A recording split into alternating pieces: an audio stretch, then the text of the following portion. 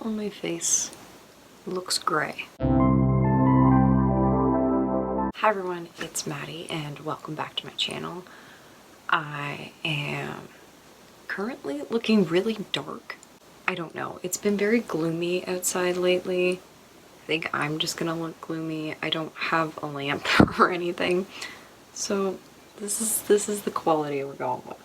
So I'm in the midst of starting school and doing some online work and my brain is just fried. So I was like, you know what? I want to sit down and just film a video, chat about some books, kind of brain dump a little bit before I have to go back to schoolwork. Woohoo! We love ourselves some online learning. So today's video is going to be a little bit of a book haul slash my TBR for September. I'm hoping to hit my goal for this year, which is 50 books. I kind of wish I made it 52 because that's how many weeks there are in a year. But anyways, my goal for this year on Goodreads was to read 50 books, and I have read 48. So we're almost there, folks. If we cross the line this month, I will be proud. So let's dive into it. I went to Indigo today, and I think that's the first time I've been in a bookstore since COVID happened. They were like super good about it. They had a limit to how many people could go in the store. I was there with two friends and they're like, well, we can let 2 of you in, and we'll just wait for someone to leave and then we'll go in. And it was probably the best laid out store I have been into since COVID started, in the sense that like it was just a small, I guess it was technically a Kohl's. It was a small Kohl's that was in a mall, but they basically just like zigzagged you through all the aisles so that there was like you didn't have to deal with people like going backwards or like going the wrong way down aisles, which was really nice. And I spent a lot of money, but it's fine. Books are how I deal with my emotions.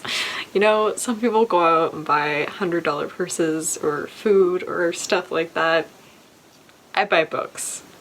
It's a problem. So 3 of the books that I bought were on my Goodreads TBR, which makes me feel a little bit better because I have a bad habit of putting stuff on my TBR and never reading it. And one of them was just a rogue purchase. So the first book we got is Lisa Jewell's The Family Upstairs. I actually heard about this through Cat or Paperback's Dreams channel. I will either link the video here or I'll put it in the description below. I think it was one of the videos that she filmed with her dad Larry where she was talking about it, or I think he had read it and was giving a review of it. It sounded interesting to me. I've never read any of her books before, but there was a couple there. Just a brief description. So after her 25th birthday, Libby Jones returns home from work to find the letter she's been waiting for her entire life. She rips it open with one driving thought: I'm finally gonna know who I am. She learns not only the identity of her parents, but also that she's the sole inheritor of their abandoned mansion on the banks of the Thames in London's fashionable Chelsea neighborhood. So the home is worth millions of dollars and she doesn't really know anything else about it, but she also doesn't know that there's other people who have been waiting for this to happen. So nearly 25 years ago, police were called to 16 Chêne Walk with reports of a baby crying. When they arrived, they found a healthy 10-month-old safe and sound in the upstairs bedroom. In the kitchen, 3 dead bodies, all dressed in black, was seemingly posed next to a hastily scrawled note. The 4 other children reported to live at Chêne Walk were gone. So they say that it delivers a powerful and propulsive story of 2 families living in a house with the darkest of secrets. So I'm guessing it's going to go kind of like back and forth between the past and the future.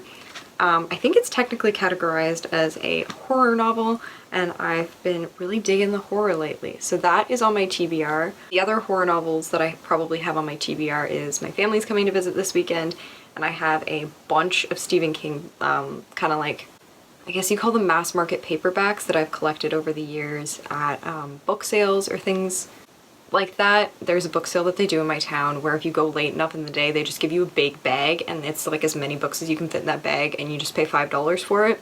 There's always a ton of Stephen King books there, so I always get a bunch of them. That will probably also be some of my TBR for September. The second book that I got today, I am super excited about. It is by Frederick Bachman, who wrote A Man Called Ove and Beartown, and My Grandmother Sends Her Regards and Apologies. He is one of my favorite authors of all time, and this book is brand new. It just came out yesterday. When the cashier was checking me out. She told me that she was super excited for it. She said that the books literally just came into the shop today and they just put them out that morning. So I super lucked out. When I went to the store, I didn't think that I was gonna find it, and it was like right on the table where we were. And she said she'd already set her copy aside. I'm a huge fan of Frederick Bachman's writing, and I'm really looking forward to reading this book. Just to give you a bit of a description about it, these descriptions are long. I feel like the whole video is going to be me reading them. I'm going to try and summarize as best as I can. So let's just go with the little blurb at the top. A poignant comedy about a crime that never took place, a would-be bank robber who disappears into thin air, and 8 extremely anxious strangers who find out they have much more in common than ever imagined. Frederick Bachman does a really good job of building a kind of, I don't want to say suspense in a way, but there is suspense because he builds these mysteries around his characters, and it gets you to want to keep reading about the characters and find out more about them. He also does a really good job of like misleading the readers in some ways to like make you think the story's going down one path when it's actually going down another. But he loves to drop these lines in his book about like, oh, they would have spent their whole life together if they could have, and then it doesn't get brought up and you're like, what does that mean? Does one of them die? Like, what is happening? And he makes me a little crazy, but I love his writing so much that it's okay that he does that. This is a brand new book and I'm excited to read that. The next book that I got, this was my rogue purchase. This was one that I just saw on the shelf and I was like, that book looks cool. It's got a Neil Gaiman approval on the front. Let's grab it. Let's go. It's very funny. I don't know if you've seen, there's like a post online where someone's like, don't judge a book by a cover is a very true statement that applies to everything except for books. Which is very true, because most of the time I'm not going to grab a book off the shelf if it doesn't have an interesting cover. And this one has a very funky cover, and it's called The City We Became. It's by N.K. Jemisin, who I've never heard of before, but she's won a couple Hugo Awards, so props to her for that. Yeah, she's the first author in history to win 3 consecutive Hugo Awards. Maybe I need to do more research on my sci-fi and fantasy. But essentially this book tells the story of culture, magic, and myths in contemporary New York City, and the way that it's kind of blended together is, I guess the best description here at the end is, every great city has a soul. Some are ancient as myth, and others are as new and destructive as children. New York City, she's got 6. So I think it's essentially going to be one person's going to be the soul for each borough, and they're going to kind of come together in some sort of mystery way. I'm not quite sure, but just that idea of the soul of a city being represented in a person is really fascinating to me. Maybe it's just from like an artist standpoint in my head, but I'm like trying to visualize like the city that I grew up in and the city that I live in now. Like if I could take the identity of that city and draw it as a singular person, what would that person look like?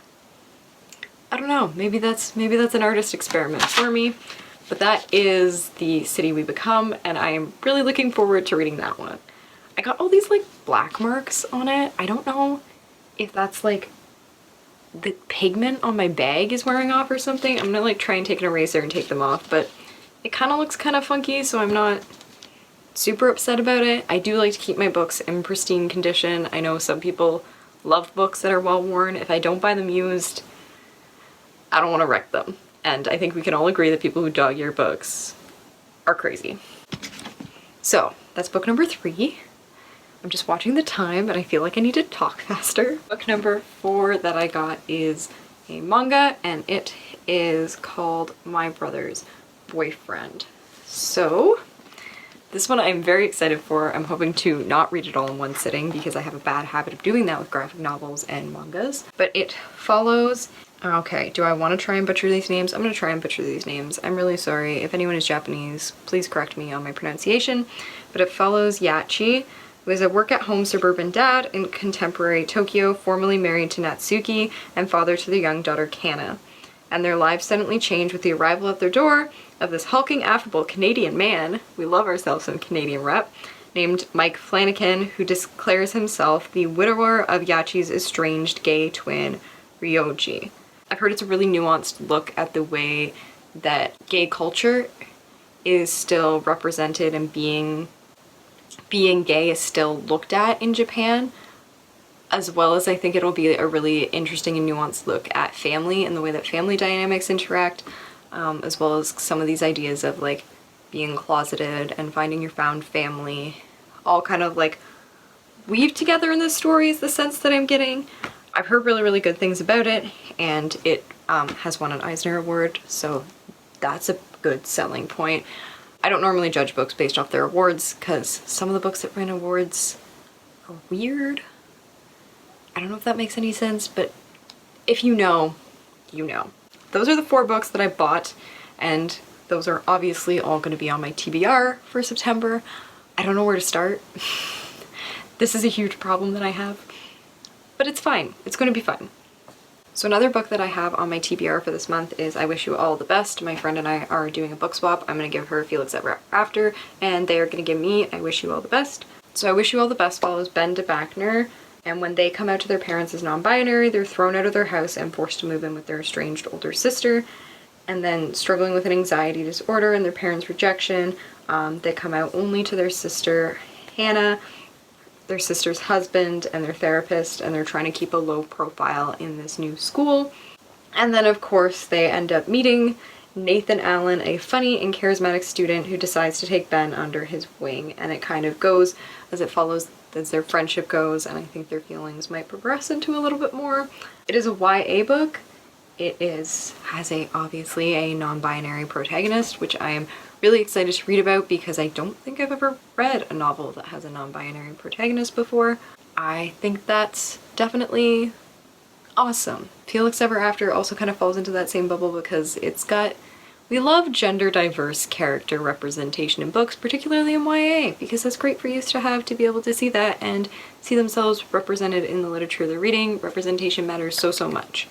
So that is on my TBR for September, as well as getting that book from my friend. My parents are also coming up this weekend, as I mentioned, and literally like 2 hours after I moved out, my copy of Loveless by Alice Oseman showed up at their house, or at my house, their house, however ownership works with parents and children. But I've been so, so excited about that book because it follows Georgia on her journey to kind of discover her asexuality as she's going through, also as she's also navigating settling into university for the first time and ace representation in literature. We love that. So I'm super excited for that book, and I just love Alice Oseman, one of my favorite podcasts. They read the book and they interviewed her, and I want to listen to the episode, but I've told myself that I'm not allowed to until I read the book, and I'm so scared I'm going to get spoiled for me on somewhere on the internet. So I'm very excited to read that. Sorry, I'll calm down on my Alice Oseman ranting. But I also ordered Nick and Charlie, the re-release version of that she did. I got a signed copy from Waterstones in the UK. I got them to ship it over here, and that showed up like 2 weeks or something after I left, so I was less salty about that because I knew that it probably wasn't going to show up in time. So my parents will be bringing that copy up for me as well, so that will also be on my TBR for September. How many books are we up to right now? Is that a very ambitious 7? I feel like I definitely, more than that if we count the Stephen King books, so we might be at like 10. This is a little crazy because I still have other books that I have to talk about. It's fine. I think the only other book that I own that is also on my TBR, just kind of, maybe not this month, but in general, is Firesong. I bought this for one of my classes, and then my prof changed the books on me, but it's fine because it sounds really interesting. It was a movie first, and then the filmmaker and writer of the movie adapted it to a novel, and it follows Shane, who is dealing with the death of his younger sister Destiny and trying to grapple with how he feels like he missed all of these signs that she was struggling so much, and the person he most wants to turn to for comfort is his friend Dave, but it's difficult because they have to keep their relationship hidden from everyone on the reserve. So dealing with his grieving mother, his relationship with Dave, trying to figure out whether he's going to be able to go away for school. It's a powerful story about love, grief, and moving on. Firesong definitely navigates the struggles of 2 Indigenous gay teenagers trying to find their place in the world. As an Indigenous person myself, I love me some quality Indigenous representation, so this book sounds really fascinating. I think I will read the book and then watch the movie, even though technically this one was done the other way around, but that is also on my TBR. I'm not sure whether I'll get to it in September, but it's bouncing around on my radar. I don't know when we'll dive back into the YA from the horror. I'm kind of doing this a weird way. I guess I should be diving into the horror in October for spooky season, but We're just going rogue. Does time have meaning anymore? I really don't know.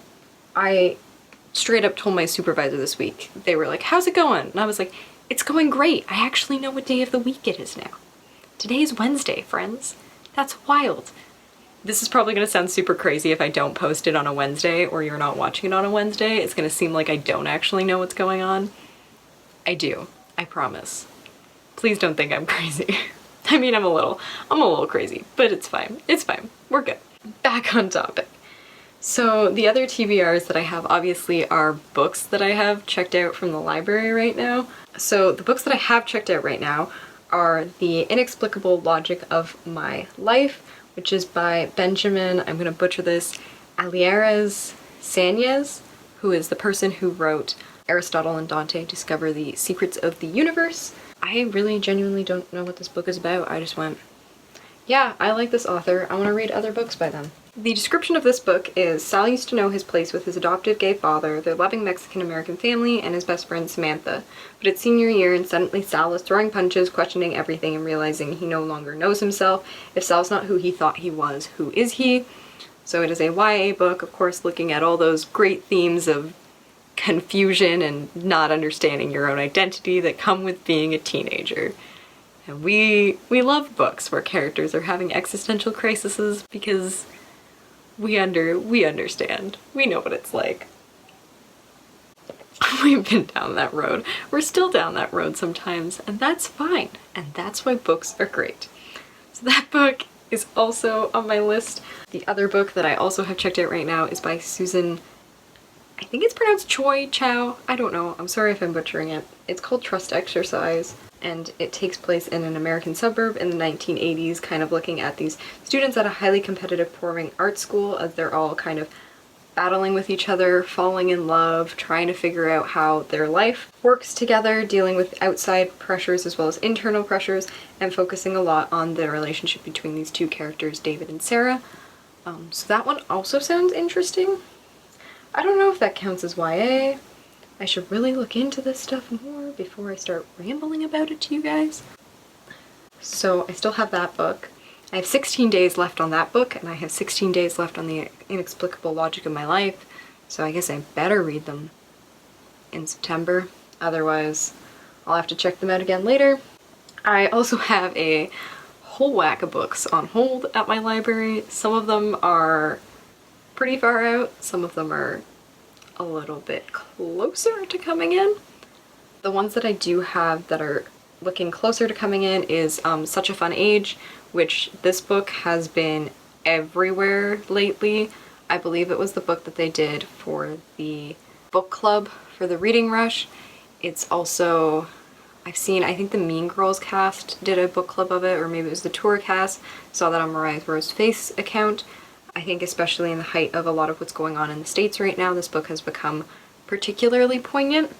It is by Kylie Reed, and it follows a woman, Alex Chamberlain, who gets what she wants and has made a living with her confidence-driven brand, showing other women how to do the same, and she's shocked when her babysitter is confronted while watching their toddler one night while she's going through the grocery store. The store's security guard sees a young black woman out late with a white child and of course accuses her of kidnapping the child, and this forces Alex to try and feel like she needs to make things right and kind of confront what's going on, while Amira Tucker, who is of course her babysitter, is trying to navigate Alex's help as well as processing all the feelings that actually came from that encounter herself.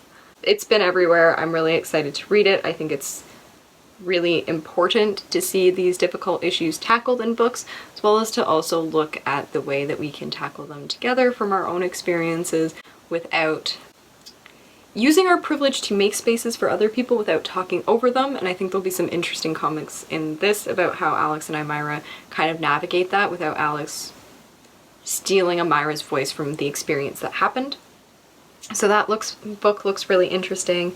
So in 5 days I have the book Cracked Not Broken will be in at my library, and this is written by Kevin Hines, who jumped off the Golden Gate Bridge with the intention to end his life and ended up surviving.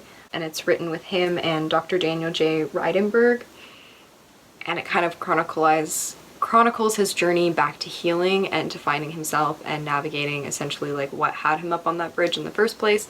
With September being Suicide Prevention and Awareness Month, I want to do a little bit of more research for myself, but I also think it's really important to recognize and hear the stories of survivors and just to be aware of what causes people to get to that point, because I think there's still a lot of judgment around suicide and suicidal ideation.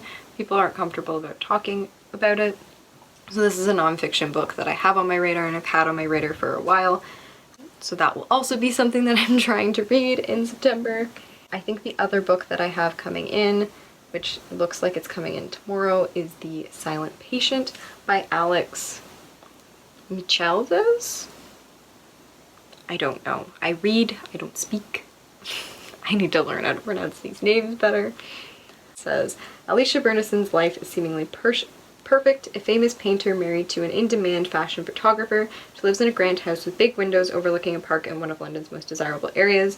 One evening, her husband Gabriel returns home late from a fashion shoot, and Alicia shoots him 5 times in the face and then never speaks another word.